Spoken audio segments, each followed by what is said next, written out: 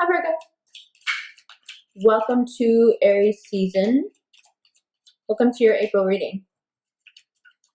So, things start to clear up. Okay, everything was going nuts. Everything was a misunderstanding. We knew that your planet going retrograde in Pisces was going to be troublesome. And we knew that it going retrograde in Pisces during Pisces season with the sun there would be even more troublesome. But did you know how quickly and easily it would clear up? Probably not. Your head is probably spinning from how nicely everything has gotten tied together, and now you're feeling great. Like, oh wow, I'm actually glad all that misunderstanding happened because now I understand things even better. Great. But wait. Okay. So, Nine of Wands, Knight of Swords, Eight of Swords, Justice, Wheel of Fortune, bottom of the deck, Seven of Swords, and the Judgment card. And also the Ten of Cups. Okay, that was really fast. So let's look at it. The reason I said wait is right here. You feel at the beginning of Aries season that things are starting to just fix themselves. You're like, oh, okay, that misunderstanding at work, with your partner, with your parents, with your siblings, with your friends, those misunderstandings that maybe have been going on for the past few months, you're like, great, that totally cleared up. I never thought that would clear up, but it totally cleared up. Wonderful. I'm so happy about that. That's right now. In about 2 weeks, more stuff will be revealed, which will make you once again feel like you're in that disconcerted, wait a minute, didn't we just kind of resolve this? Why do I feel like I'm back? Well, because if you're thinking there's a very circular nature to all this, how come we're going around in circles? You may even be saying to a partner, to a project, a person you're working on a project with, to a colleague at work, I feel like we're talking in circles. I feel like we're going in circles about this. Well, yeah, you are. And I think it's because every time you go and pass over the problem again, you learn something new, like going back and reading a book that you love. Every time you read it, you learn more about yourself because you see how you've changed, because your reaction to the characters and the story changes, right? So perhaps going over the same issue once again, taking another pass at it, is a way to learn even more about your connections. The reason I was shaking my head earlier is because of this. First, because whatever you have resolved may find itself coming back with 10 times as much force. Like you thought it was bad and then you guys figured it out, or you and whoever came to an understanding, and then in a couple of weeks it's like, wait a minute, no, actually even that's not right. So more stuff coming out, more stuff, just hold off. I'm not saying it's not going to get better. It's going to get great, but it's somehow, especially if you're dealing with a Libra, somehow you need to pass over this problem again and again. And it has to do, you see, with this air energy, with really, really harsh words, with a situation that makes you feel, or has made you feel, isolated and alone, and you start to see your way out of it. You start to be like, oh, the tide is turning. Okay, I understand. Okay, it's not so bad. Okay, this all makes sense. And then, like it's come up in every reading, I think, so far this month, there's the Judgment card. And these are all different decks. They're all different decks. I mean, this is pretty obvious, right? If we were still talking about how to read tarot and what, should I put my sunglasses on then? Oh, there we go. That's pretty obvious, right? Things have yet to come out. Anything you've been told, especially if you're dealing with a Libra, there's more that's going to come out about what that Libra has already told you. Yes, there has been some miscommunication. Yes, you have come to some point of resolve about something. If this isn't a Libra person, it's an energy that has to do with paperwork. It has to do with contracts. It has to do with court cases. It has to do with the law. It has to do with the balance and beauty of your home. It has to do with your love partnerships.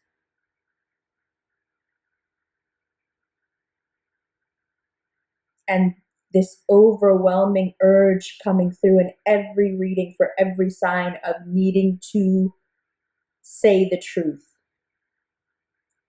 needing to hear the truth. And it's a truth that's directly related to plans that you have, things that you want.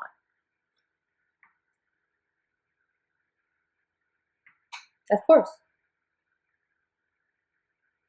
Major arcana guidance here is all about understanding this flow, understanding the scales going up and down, understanding that if things aren't said and put out there, if the truth doesn't keep coming out, if you don't get to pass over the same problem again, you won't learn enough. You won't be set up for your next success. You won't be informed to receive your blessings, for the next go around. You're prepping, obviously, but I think part of your prep is being allowed to make the same mistakes over and over again.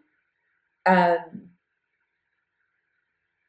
I think this time the reason it's different, because I think you've been making the same mistake over and over again, probably for like the better part of a year. But now it feels like, with the Judgment card here, the Wheel of Fortune, it feels like the universe is like, okay, I've let you make this mistake again and again. I've let you, allow people or you yourself to put you in this space. And if you lessen just one of those swords, you can see that it's not you that's put you there, but the swords that someone else is responsible for dishonestly taking away. There's an emptiness with the Eight of Swords, and the Seven of Swords makes sense, right? Because someone takes what isn't theirs. It can be your peace of mind. It can be your faith in relationships. It can be your faith and belief in yourself.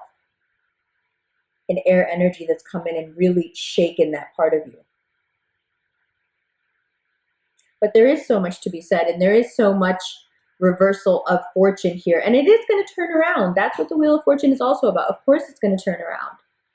Very bright. Of course it's going to turn around. The Wheel of Fortune implies just that. But before you can get here, you need to know who and what ends up here with you and what the reality of them is, right? What are they really about?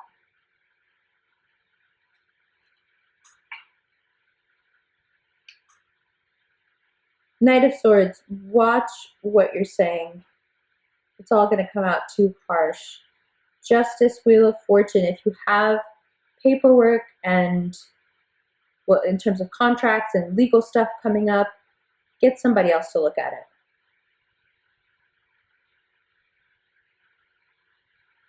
Okay. Let's look at these together. Mwah! I love you. I hope you enjoyed the sun and me squinting into it for 10 minutes.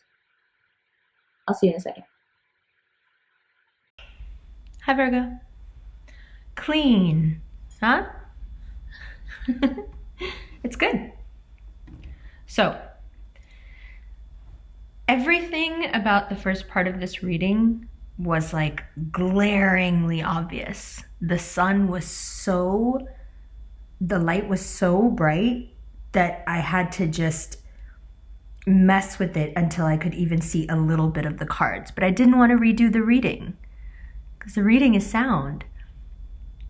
And what a change now from that to this.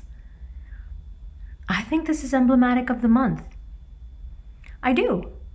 Because the first part of the reading is really speaking to when the karmic lessons are learned, when truth is confronted, no matter how harshly it comes at you, when things are revealed. That's what the Nine of Wands is about.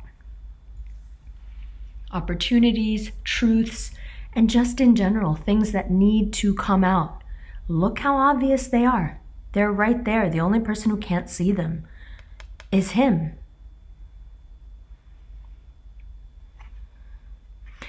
And there's a reason, right? You see that bandage on his head?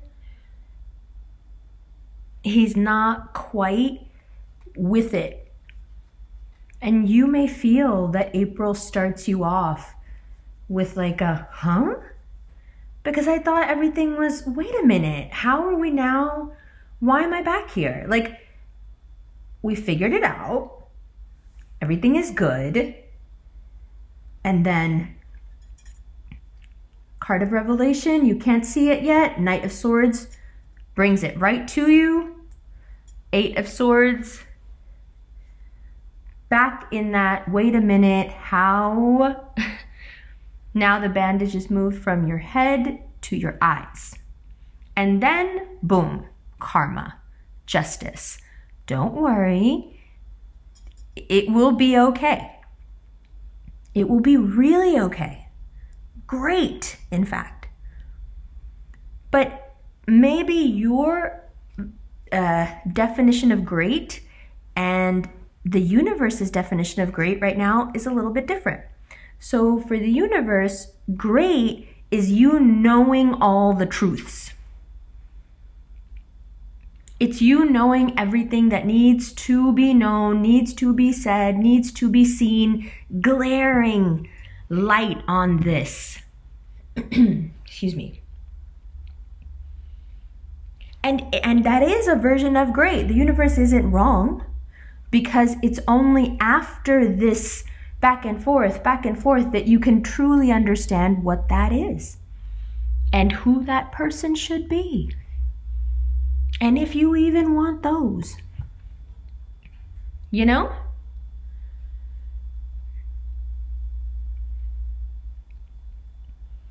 Right now, excuse me, it's just starting. And if you're saying to yourself, no, it's been here for a while. I'm already going through this.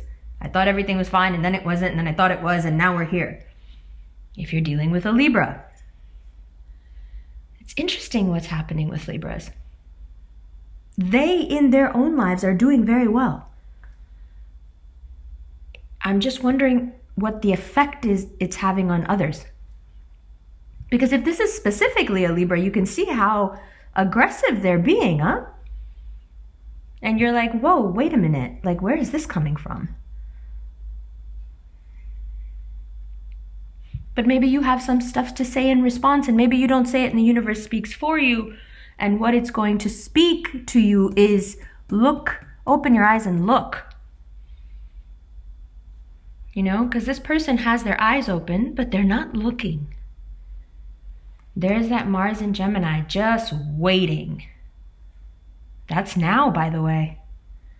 And it's going to get better. Like I said, look at that. It's going to get better. Look at that. How many all together? Right? It's going to get better. Really good. This is like a really great last card, you know? And I don't think anyone should be afraid of this combination here. I'm on the universe's side on this one. Better to know. You know, no matter how awful it is, listen, better to know. But that's just my Virgo moon talking. All right, let's get into your extended. This is, well, okay. Before we go, because it is pretty simple. It's a clear message, but it was like so glaring at the beginning. And I think that the message in that is that these truths have to come out, and they have to come out in a certain order, and it may just be too overwhelming for you. So it's one thing to read the cards, but it's another thing to anticipate the needs of a Virgo and read the cards through that lens. So let's do that. Because ultimately that is what a Virgo believes is love. Someone who knows their needs and can speak to their needs and fulfill their needs without them having to say it. Right? Nothing wrong with it. Nothing wrong. Hey, I'm with you. So if you look at it through that lens, you know what this looks like to me? This looks like you need dedicated time every day to yourself to acclimate to how bright this is. You need some life version of turning the dimmer down on the screen or turning the volume down on some people, because what's coming now is a bit extreme for the Virgo eyes, for the Virgo nature, for the Virgo soul. It's it's pretty extreme. Like all of it. Right? That's an extreme card of deceit and theft and disloyalty. Supreme good fortune. The truth of the truth of the truth. The height of familial and emotional happiness. Probably one of the most aggressive cards in the deck, if not the most. Extreme sadness and loneliness and feeling isolated. The bandage is actually not just moved from the head to the eyes, but all around the body. Now that which was a wounding becomes a prison. Ooh. Don't try me, man. People be fronting on me lately, talking all kinds of like mess about my skill. Like, stop it. Also a very Virgo thing to say. Shout out Joe Budden. I listen to too much Joe Budden, and that Virgo shit rubs off on you. Because y'all be hyping yourselves for no reason. And I love it because I'm into it. Thus, Gemini and Virgos. So, you see, your wounding, your inability, your unwillingness to see something that is obviously there becomes a wounding and then a prison. You lose the wand in your hand, and the rest that was behind you that you were unwilling to see becomes swords that imprison you. Boom! But look, towards the end of the month, those swords end up where they should, in somebody else's hands, in a way where you can see it and hear about it, and you know, finally, the truth of the truth. And your good luck is tied to it, so don't worry. You saw what was at the bottom of the deck. What we're going to look at in the extended, we're going to start here because this needs to be addressed. But then there's this progression with Mars in Gemini, which is wonderful. So good for you. Remember, Gemini is ruled by Mercury, just like you guys. If there's an Aquarian around, even better.